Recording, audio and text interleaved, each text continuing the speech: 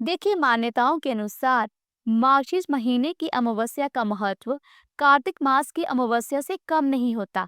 ऐसा माना जाता है कि मार्गशीर्ष मास की अमावस्या पर लक्ष्मी पूजन करने और व्रत करने से सभी पापों का नाश हो जाता है। इसके अलावा भगवान श्री कृष्ण ने मार्गशीर्ष माह में ही भगवत गीता का दिव्य ज्ञान दिया था। इसलिए इस माह की अमावस्या तिथि को बहुत ही लाभकारी और पुण्यदायी माना जाता है। पितरों की पूजा करने के लिए भी आज का दिन सबसे शुभ दिन होता है।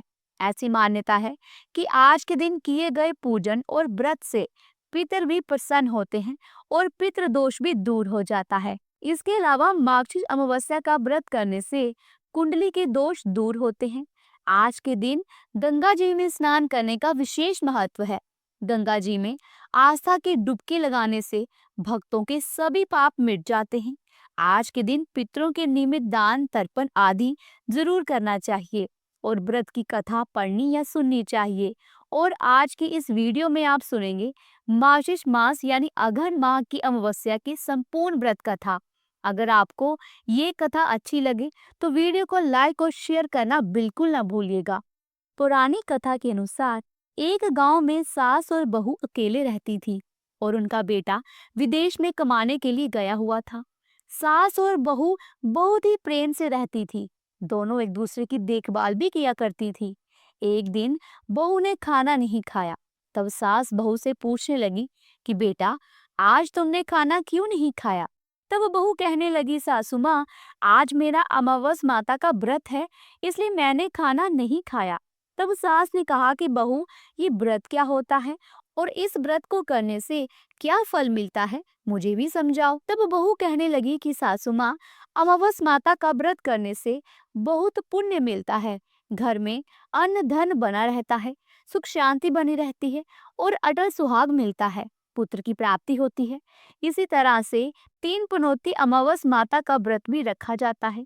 इस व्रत में हर वर्ष अलग अलग खाना खाया जाता है और विष्णु भगवान के मंदिर में चढ़ावा चढ़ाया जाता है या फिर किसी ब्राह्मण को दान दक्षिणा दी जाती है। इस व्रत में पहले साल शक्कर, घी और चावल से बना खाना खाया जाता है। पहले साल व्रत पूर्ण होने के बाद 1.25 किलो चावल और 1 कटोरी घी और 1 कटोरी शक्कर का दान किसी ब्राह्मण देवता को दान में दिया जाता है। दूसरे साल जौ, घी और शक्कर से बना खाना खाया जाता है। इसी तरह जब दूसरे साल का व्रत पूर्ण हो जाए तब 1.25 किलो जौ और 1 कटोरी घी और 1 कटोरी शक्कर किसी मंदिर में चढ़ाया जाता है या किसी ब्राह्मण को दान में देना होता है। तीसरे साल गुड़, तिल और घी से बने व्यंजन खाने चाहिए।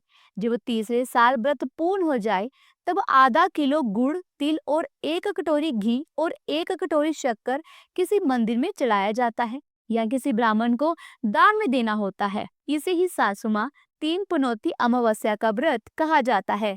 फिर बहू बताने लगी कि माँ जी, इस व्रत का संकल्प लेने के बाद इसे पूरा करना जरूरी होता है। अगर पूरा नहीं कर सकते तब घर परिवार में झगड़ा और घर में अशांति हो जाती है। तब सासू माँ कहने लगी कि बहू, मेरी तो उम्र हो गई है, परंतु तुम ये व्रत जरूर करना। और तब बहू ये व्रत करना शुरू करती है। एक दिन बहू ने किसी के कहने पर गेहूं से बनी रोटी खा ली और अमावस माता इस बात से नाराज हो गई। जो सास और बहू कभी बहुत प्रेम से रहती थी, अब उन दोनों में झगड़े होने लगे।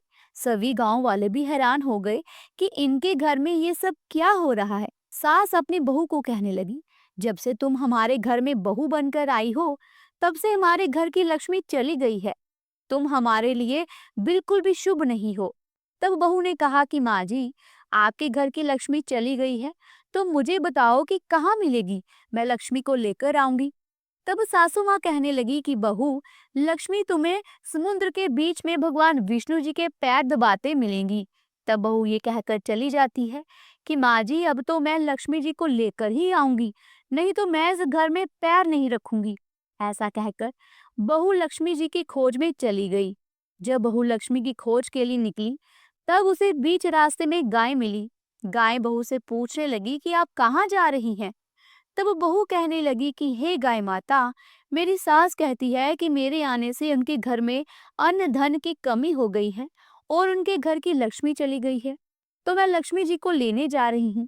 तब गाय माता कहने लगी कि हे बेटी, अगर तुम जा ही रही हो तो भगवान से मेरे बारे में भी पूछ लेना। तब बहू कहने लगी, ठीक है गाय माता, मैं आपके बारे में भी पूछ लूंगी। तब गाय माता कहने लगी कि जब भी मेरा बछड़ा होता है तो वो मर जाता है, जिंदा नहीं रहता। तुम लक्ष्मी जी से पूछ लेना कि आखिरकार मेरे साथ ऐसा क्यों हो रहा है, मैंने ऐसे कौन से कर्म किए हैं जिसकी सजा मुझे मिल रही है। तब बहू कहने लगी, गाय माता, मैं आपके बारे में जरूर पूछ लूंगी। ऐसा कहकर बहू आगे बढ़ गई। जब आगे बढ़ी तब रास्ते में उसे एक घोड़ी मिली जिसके गले में घंटी बंधी हुई थी। घोड़ी ने भी कहा कि बेटी, तुम मेरे दुख का निवारण लक्ष्मी जी से पूछ लेना। तब बहू कहने लगी, मैं जरूर पूछ लूंगी। ऐसा कहकर बहू आगे बढ़ गई। आगे जाते ही बहू को एक अंधा और बहरा बुजुर्ग मिला। उसने भी बहू से अपनी समस्या के निवारण के लिए पूछने का कह दिया। तब बहू उसकी समस्या भी भगवान से पूछने का कहकर आगे बढ़ गई। आगे जाते ही बहू को एक बूढ़ी औरत मिली जो कि हाथ और पैर से अपाहिज थी। उसने भी बहू से कहा कि बेटी, जब तुम भगवान से मिलो तो उनसे कहना कि आखिरकार मैं अपाहिज क्यों हुई, मैंने ऐसे कौन से कर्म किए थे। तब बहू उसकी समस्या पूछने के लिए तैयार होगी और फिर आगे बढ़ गई। आगे जाते जाते बहू बहुत थक गई और एक आम के पेड़ के नीचे बैठ गई। आम का पेड़ बड़ा खुश होकर बहू से पूछने लगा कि बेटी, तुम कहाँ से आई हो और कहाँ जा रही हो। तब बहू कहने लगी कि वो लक्ष्मी जी को लेने जा रही हैं। तब पेड़ भी अपनी समस्या भगवान से पूछने के लिए कहने लगा कि मेरे पेड़ पर लगे हुए आम खट्टे ही क्यों होते हैं, इस बारे में बहू रानी भगवान से जरूर पूछ लेना। तब बहू पेड़ की समस्या लेकर आगे बढ़ गई। थोड़ी दूर जाने पर बहू को एक तलाई मिली। वो भी बहू से कहने लगी कि बहू, तुम भगवान से पूछना कि मेरी तलाई का पानी इतना मैला क्यों है, कोई भी यहाँ आकर पानी नहीं पीता। तब बहू कहने लगी, जरूर पूछ लूंगी। ऐसा कहकर बहू आगे बढ़ गई। बहुत दिन से जंगल में चलते चलते वह बहुत थक गई। उसे भूख भी लगी थी लेकिन खाने को कुछ नहीं मिला, तो वो भूख और प्यास से बेचैन हो गई और जंगल में बेहोश हो गई। उसी समय भगवान श्री हरि और माता लक्ष्मी घूमते हुए उधर ही जा रहे थे। तब माता लक्ष्मी विष्णु भगवान से कहने लगी कि हे नाथ, ये तो आपकी बहुत बड़ी भक्त है, आप इसके दुख का निवारण कीजिए। तब भगवान श्री हरि कहते हैं कि इस संसार में तो बहुत से जीव दुखी हैं, सभी अपने अपने कर्मों का फल भोग रहे हैं, मैं किस किस के दुख का निवारण करूं। तब माता लक्ष्मी भगवान श्री हरि से विनती करने लगी और कहने लगी कि वो भूखी प्यासी है, अगर इस जंगल में उसे अकेला ही छोड़ दिया तो जंगली जानवर उसे खा जाएंगे। माता लक्ष्मी की बात सुनकर भगवान श्री हरि एक साधु का वेश धारण कर बहू के पास गए और उसे होश में लेकर आए। बहू के होश में आते ही साधु वेश में भगवान उसे पूछने लगे कि वो यहाँ क्यों आई है और कहाँ जा रही है। तब बहू ने सारी बात बता दी। उसकी बात सुनकर भगवान श्री हरि और माता लक्ष्मी प्रकट हो गए। उनके साथ साथ प्रकट हुई अमावस माता भी। बहू ये सब देखकर उनके चरणों में घिरकर उन्हें प्रणाम करने लगी। तब अमावस माता बहू से कहने लगी कि बेटी, तूने मेरे व्रत को खंडित किया है, इसी की सजा तुझे मिली है, परंतु अब मैं तुझे क्षमा करती हूँ। अब तुम घर को जाओ, तुम्हारा घर अन्न और धन से भर जाएगा, तुम्हारा घर सुंदर महल में बदल जाएगा और तुम्हारी सभी मनोकामनाएं भी पूर्ण हो जाएंगी। ये सब होने के पश्चात बहू ने रास्ते में जो जो भी मिला था उन सभी के दुखों का निवारण करने के लिए विनती की। तब भगवान श्री हरि कहने लगी कि गाय ने भी कभी अपना दूध किसी और को नहीं पिलाया, इसी कारण उसके बछड़े जिंदा नहीं रहते। तुम उसका दूध पी लेना, फिर उसके बाद उसके बछड़े जिंदा रहने लगेंगे। और घोड़ी पिछले जन्म में आटा पीसने वाली महिला थी, वो किसी को आटा पीस कर नहीं देती थी, इसलिए उसके गले में चक्की के पाट बंधे हुए हैं। तुम उसके पाट खोल देना, वो बिल्कुल ठीक हो जाएगी। और वह बुजुर्ग कभी भगवान के मंदिर नहीं गया, ना ही कभी उसने भगवान के भजन सुने। तुम उसे ले जाकर मंदिर में दर्शन करवा देना, इससे वो ठीक हो जाएगा। अपाहिज महिला, उसने कभी अपनी जवानी में दान पुण्य नहीं किया, उसको ये सजा मिली है। तुम उससे कुछ भी दान करवा देना तो उसकी विकलांगता दूर हो जाएगी। और वो आम का पेड़, उसने तो कभी अपने पेड़ के आम किसी बच्चे को नहीं खाने दिए, इसी कारण से उसके सभी आम खट्टे होते हैं। अब तुम उस पेड़ का आम खा लेना, फिर उसके बाद से उस पेड़ पर मीठे आम आने लगेंगे। और तलाई का पानी पिछले जन्म में देवरानी जेठानी थे, वो हमेशा आपस में झगड़ा करती रहती थी, इसलिए उसका पानी मैला है। तुम उसका पानी पी लेना तो वो तलाई शुद्ध हो जाएगी, फिर लोग वहां आकर पानी पीने लगेंगे। इस प्रकार बहू ने भगवान श्री हरि, माता लक्ष्मी और अमावस माता को प्रणाम किया, उन्हें धन्यवाद किया और अपने घर के लिए तैयार हो गई। रास्ते में उसे जो जो भी मिला, उनकी सभी समस्या भगवान के कहे अनुसार वो दूर करती चली गई। सभी ने उसे भर भर कर आशीर्वाद दिया। घर पहुंचते ही उसका टूटा फूटा घर एक सुंदर महल में बदल गया। उसके घर में अन्न और धन के भंडार भर गए। अब बहू ने सासू माँ से कहा कि सासू माँ, आपने तो सच में कहा था कि मैं आपके लिए शुभ नहीं हूँ। मेरे जाने से ही आपके घर में लक्ष्मी आई है। अब आप यहाँ रहे, मैं मरने जा रही हूँ। तब सास ने कहा, बेटी, ये सब तुम्हारे अमावस माता के व्रत करने का फल ही हमें मिला है। तुम यहीं पर रहो, अब तुम यहाँ से कहीं नहीं जाओगी। इस प्रकार सास और बहू खुशी खुशी रहने लगे। और फिर एक दिन सास का बेटा भी विदेश से वापस लौट आया और घर में जब उसने खूब धन दौलत और धन के भंडार देखे, तब उसकी माँ ने सारी बात अपने बेटे को बता दी। इस प्रकार वह लोग खुशी खुशी रहने लगे और तीनों मिलकर अमावस माता के व्रत रखने लगे। बोलिए अमावस माता की जय। हे अमावस माता, इस कथा को कहने, सुनने और हुंकारा भरने वाले सभी भक्तों के घर में धन धान्य के भंडार भरना, सभी की रक्षा करना। अब अमावस के दिन सुनी जाने वाली पितरों की कथा भी सुनिए। पुरानी कथा के अनुसार जोगी और भोगे नाम के दो भाई थे। दोनों अलग अलग घरों में रहा करते थे। जोगी के पास धन की कोई कमी नहीं थी, लेकिन भोगे बहुत निर्धन था। फिर भी दोनों भाई एक दूसरे से बहुत प्रेम करते थे। धनवान होने के कारण जोगे की पत्नी को धन का बड़ा अभिमान था, तो वही भोगे की पत्नी गरीब थी, लेकिन सुशील और शांत स्वभाव की थी। जब पितृपक्ष आया, तब योगी की पत्नी ने उसे पितरों का श्राद्ध करने के लिए कहा।